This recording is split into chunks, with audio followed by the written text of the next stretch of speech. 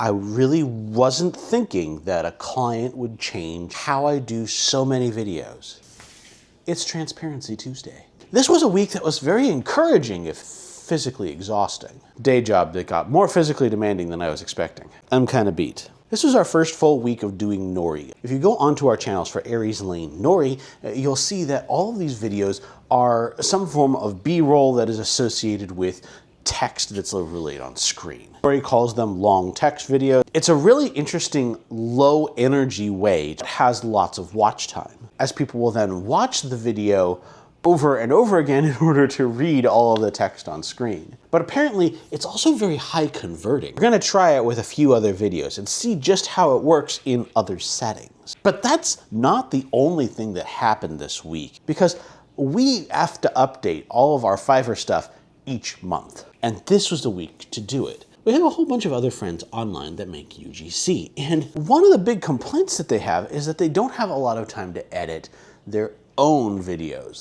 They can do stuff for clients, but their own content, they just don't have time to edit it all. So we brought back the short form editing gig. So on Fiverr, I'm offering to edit any videos that you need. And the lowest tier is designed for short form video, up to 3 minutes. And what was really encouraging is that within an hour, we already had a taker. And one of the other complaints that I had with our gigs is that as soon as people came in and asked us our prices, they'd bail. They didn't want to pay for that. So all of our gigs across the board went down by $10. See if that helped. I was also experimenting with a new method of updating our meta tags for those gigs. So I fed ChatGPT all of our gig titles, all of our gig tags, all of the search results that turned up our gigs, impressions and click-through rate, and the top tags for those categories. And then I asked it, based off of this data, give me some recommendations for what we should be doing